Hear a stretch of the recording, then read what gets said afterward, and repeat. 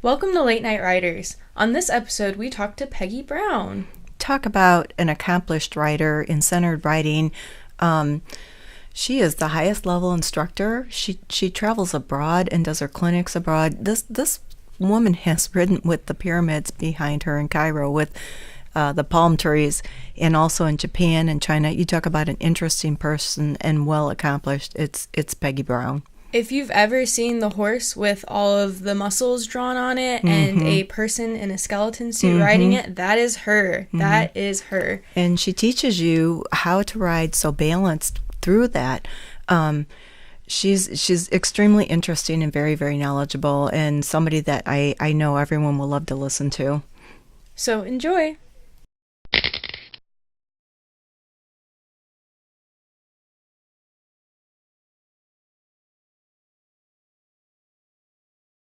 Welcome to Late Night Writers. I'm Gretchen, and I'm joined by my mom, Kristen, and Grandma Debbie, and Peggy Brown. Hey there. Hi. Hey. So Peggy is a certified level 4 centered writing and driving clinician. And could you tell us a little bit more about centered writing and what that is? Centered writing was developed by a woman from Vermont, Sally Swift. And Sally, from a very young age, had a severe disability. Her parents were told their little girl would never walk again and never ride a horse. They think it was undiagnosed polio. Sally was born back in the 1920s. In fact, her birthday's coming up. She would be 106 if she were alive today. But her mother was a very progressive woman and got her little girl back on a horse. And they hired special body workers to work with the child, which was unusual in the 1920s. And because of this, Sally was able to live a normal life, teach horseback riding. She rode horses till she was 80. And what she learned in this journey of having a disability and a severe scoliosis were many of the things that she put into her books, Centered Riding and Centered Riding 2. She wrote Centered Riding when she was almost 70 years old. Centered Riding 2 she wrote at age 90. Wow, when I first visited her, just before her 96th birthday, she was working on her third book. You did get to see her then and visit her. I wondered if you did on her third book. On her third book. Can you imagine that at age 96? That's awesome. Crazy. That's neat. That's awesome. Wow. So centered writing talks about how our minds affect our bodies and how our minds and our bodies affect the horse's body. Sally was very progressive in the horse world because the first book talked about how the rider's body works. Buzzword we hear today are rider biomechanics. But at that time, nobody talked about how the rider's body worked. Instead, riding instructors came from the military, and they would bark out orders. Sit up straight, shoulders back, heels down. But they didn't help people understand how to use their bodies. The other thing that the book did was it was the first horse book to talk about sports psychology. And Sally used a lot of pictures and images. So the first book was actually probably the best-selling horse book worldwide. It's been translated into 14 different languages. So fascinating woman. I spent a lot of time with her while she was alive. How wonderful. I read her book several years ago, the Centered Writing book, and still today remember many things from that book, even though I haven't referred to it for a while. But the most basic string on the head, and things like that. It was easy to visualize what she was saying by how she explained it. So I bet you got so many good, interesting things from her. To meet her and talk to her. She's amazing woman. Wow. So did your training from her? Was it just learning from her and you became a trainer, or did you have to go through a course that she did, or how did that work? It was really funny. I met Sally at a convention in New Jersey, And I found out she was doing a clinic the next weekend in Vermont. So I drove home from New Jersey, said to my husband, who's a horseman too, I said, Sally Swift's doing a clinic next weekend. And she's 80 years old. And at 80, you just don't know. And so we got in the car and drove to Vermont and went to our very first open clinic. Wow. And little did I know that would begin a journey that lasted many, many years. And I drove back and forth to Vermont, sometimes 4, 5, 6 times a year to have the opportunity to work with Sally and some of the other centered riding instructors. Wow, that is really interesting. That's neat. Wow. I know that you work with many, many people locally. I know many people that know you, but how far out do you actually go to train or teach then, Peggy? I actually do most of my work overseas. I don't really do too many clinics in the United States, believe it or not. Wow. So I just got back from a clinic in Israel. I have a large number of instructors that I work with in Japan. I'm leaving a week from tomorrow to do a tour in Europe where I'll be going to Holland and a number of clinics near Vienna, Austria. Yeah, that's incredible. Wow, my goodness. So your clinics are mainly, you said, overseas. And what type of clinics? Is it basically all the centered riding that you do, or? Well, I do a lot of instructor certification clinics. So I'm a teacher of teacher. Oh, wow. And what that means is that I start the process for certifying instructors to teach with Sally Swift's centered riding methods. Mm-hmm. But I also, through another demonstration that I do with Susan Harris, Anatomy in Motion, I do rider and horse biomechanic clinics. I also do centered driving clinics because I'm a very active carriage driver and combined driver. And I can customize almost any type of a clinic. I've had experience in every discipline except for saddle seat. So I have not done much saddle seat work. Wow. Can you talk a little bit about your anatomy in motion and what that looks like? Susan Harris, who really was my mentor in centered riding and is a well-known author and illustrator of horse books, especially the Pony Club manuals, but also her bestseller, Horse Gaits, Balance, and Movement, which is a superb book. Sue got the bright idea that she could take a white horse, paint the muscles on one side of the horse and the skeleton on the other side. And we actually worked together at the first Equitana that they had in Louisville, Kentucky. Yes. Yeah. I think that was 1996, if I'm not mistaken. It was working so well, we decided to shoot a DVD, and we were going to go to Australia because it was cheaper to do in Australia. And we thought, well, if this is working so well on the horse, why don't we try it with the rider? Yeah. And so the Visible Rider was born, and that's me wearing a black kind of a leotard with my bones painted on it. And then I ride and talk about good rider biomechanics. And the horse will show the audience very clearly when I'm riding correctly or when I'm riding incorrectly. And so many people come up after that demo and say, that's what my instructor says I do, but I didn't know what it was till I saw it. So it's talking to people about how the rider's body needs to work on a horse, and also talking to instructors and judges and parents about how to avoid sports injuries, especially in children.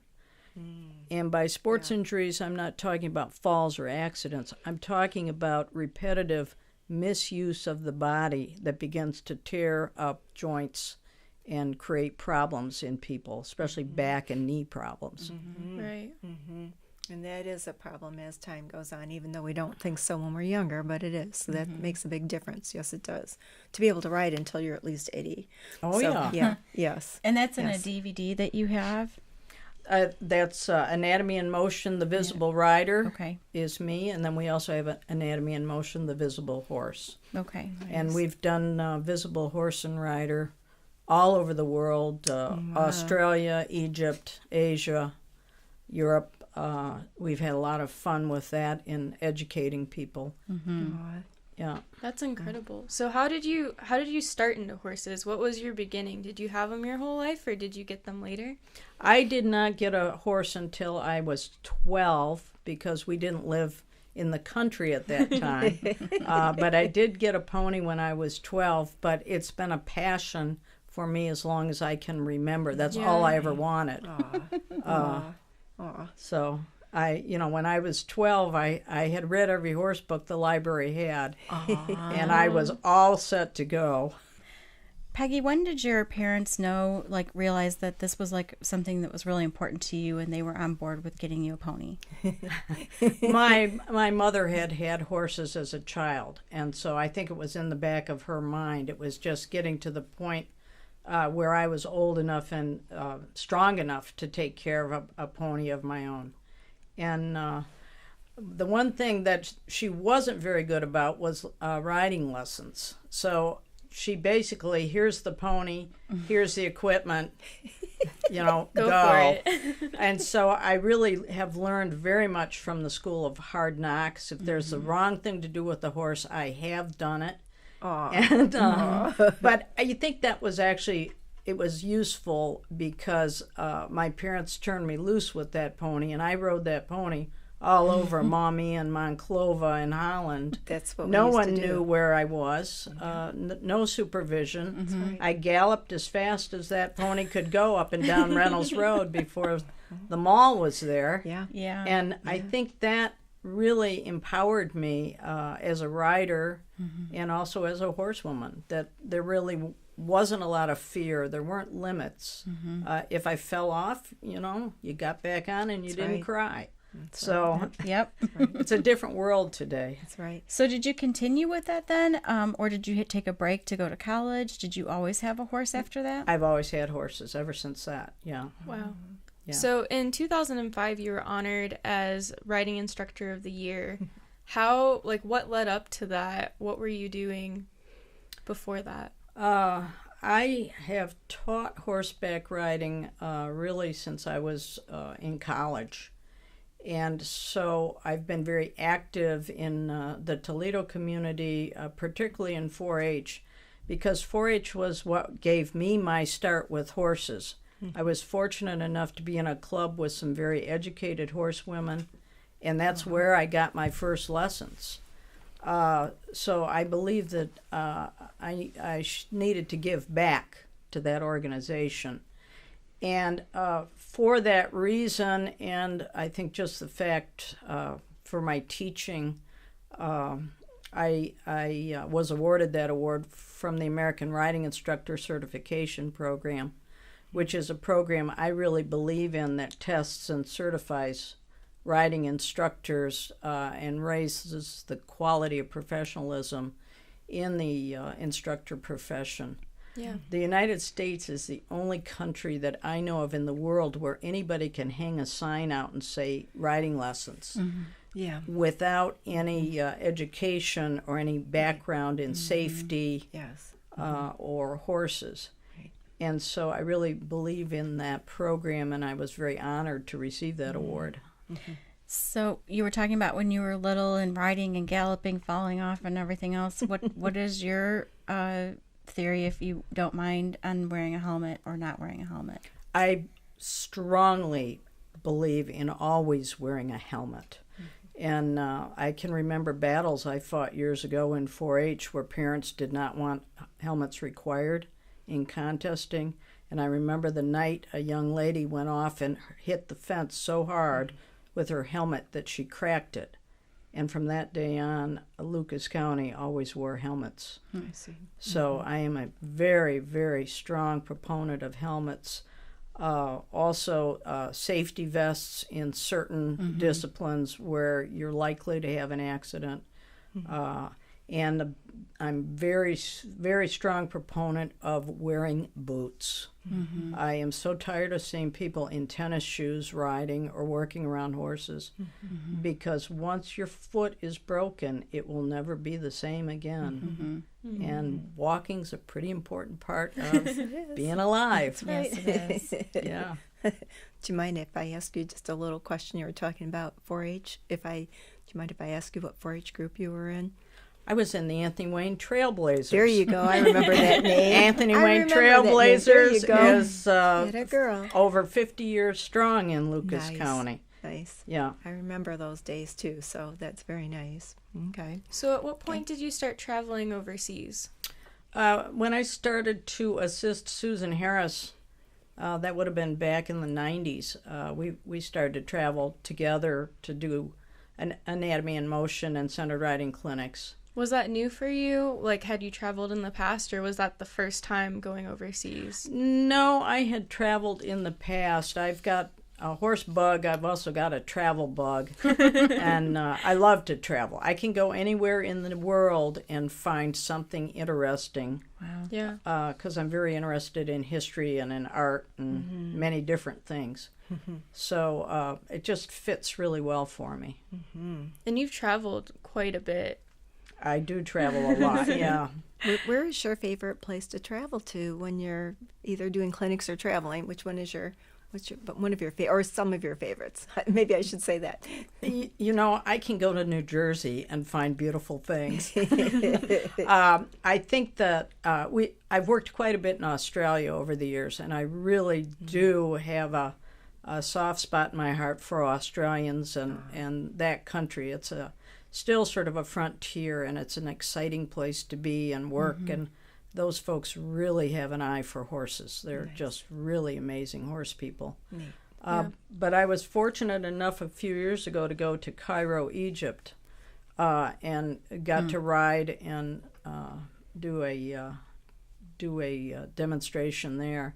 And to be riding an Arabian horse and being able to see the palm trees and the pyramids in the distance, I had to pinch myself and say, That's so cool. what's a kid from Toledo, Ohio doing here?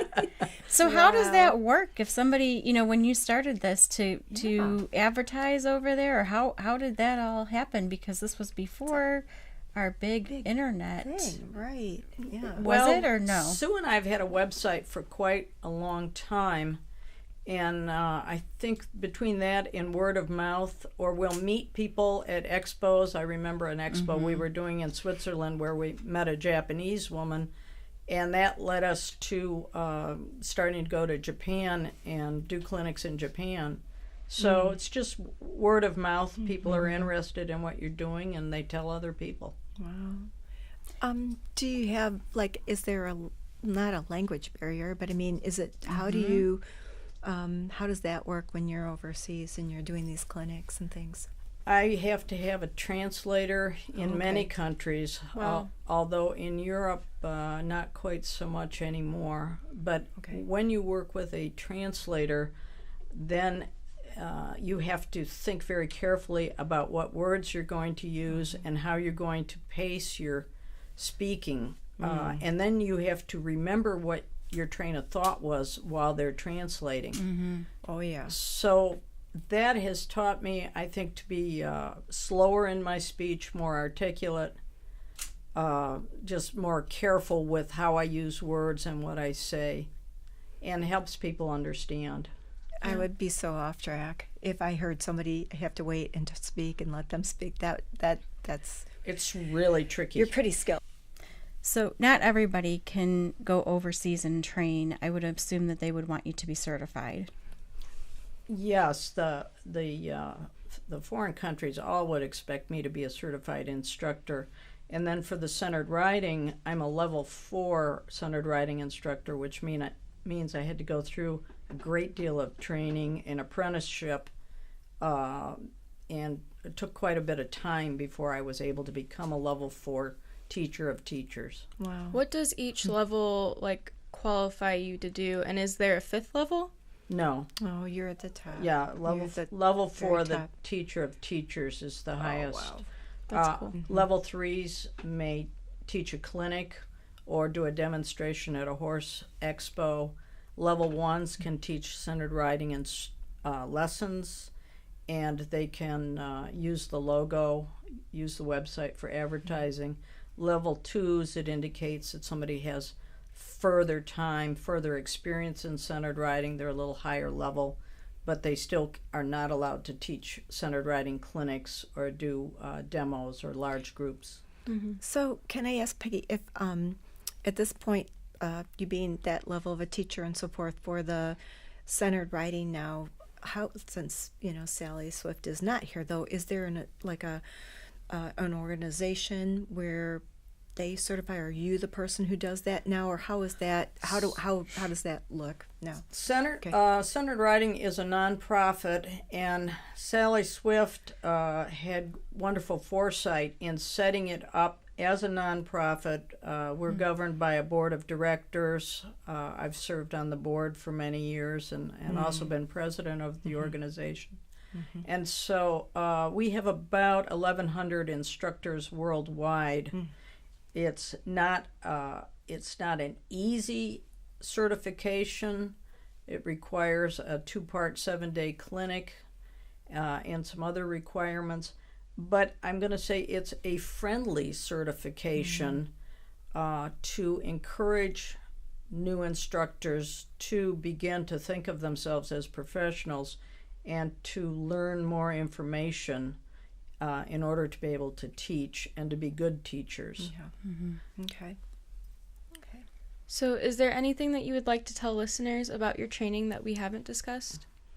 Well, I actually came into this. I've always taught really since I was in college, but I also have a degree in education, and actually was a librarian for many years at the downtown Toledo Library. Oh, wow. So, nice. I can't say that I looked ahead and planned this career. This career, for whatever reason, fell together for me. But I always encourage young people in the horse world to make sure they pursue additional education, not to just walk out of high school and think that I'm going to teach horseback riding for a career. It's hard to make money in the horse world, hard to make enough money, and it's also a really hard job. You put in a lot of hours and heavy work on a daily basis. So I always remind young people, have some additional education under your belt and start to think of creative ways that you can make money with horses. Right. That's good. All right. We'll be taking a short break, and when we get back, we will enter our next segment, Canter Banter. Our next segment, Canter Banter, is brought to you by RAMM Horse Fencing and Stalls, the one-stop shop for your horse farm. RAMM is family-owned and operated and has been in business for over 30 years. We welcome you to call in and speak with an expert about your next project today at 866-653-8984. Again, that's 866-653-8984. And we're back. Today on our Canter Banter discussion, we're going to talk about traveling. Do you have any traveling tips for us? I love to travel, and I've been fortunate to have so many opportunities. I think the most important thing is don't take too much luggage. You need almost nothing to travel. A couple pairs of dark jeans. Black is always your favorite color. Layer and keep your luggage to a minimum. Just take enough underwear and socks for the whole time you're out. What about shoes? I usually travel with 2 pairs of shoes, just in case I get 1 pair wet. But if I'm normally doing horse things, that means 1 pair of horse shoes and 1 pair of good, sensible walking shoes for cobblestones and mud and everything else. So that's all I do. Plus, you want shoes that are easy to get off at airline security. So, never wear a cowboy belt going through security. They're going to pick it up. A lot of metal. A lot of metal. But sunglasses, a hat, and a couple of handkerchiefs. Always a pair of silk long underwear, even if you think it's going to be warm, and never ever travel without a swimsuit, because you never know if there's going to be a hot tub or a jacuzzi or a pool. Nice. So, So you ride when you are abroad, and so how do you find trails or different places to go? If I'm going to take a riding vacation, I'll go on the web and kind of research some things, see what other horsemen have done, get some ideas. Sometimes I'm invited to take a ride, and so I always travel with boots and jeans anyway. Even if it's English, you can go to jeans in an emergency. Yeah. And I usually have a helmet with me, but if not, most places will have a helmet. That's the one thing that I'm always adamant about, is when I'm overseas, for sure, because I do not want to end up hitting my head. And, we're lucky in Ohio. We have soft ground, but boy, I've been in some places where the rocks or the cactus are really serious. Yeah. And so I do not mess around with that. Even out west, the cowboys can laugh at me, but I've got my little helmet on. Aw, that's pretty neat. When you're traveling, do you travel overseas with your horses at all? No, I did have one horse that I was hoping to qualify to go overseas in combined driving, but we didn't make the very last cut, so we didn't do it, and it was probably just as well. I'd still be paying off that debt. But no, it's very expensive, and it's a lot of red tape to fly a horse. So I ride what people offer me.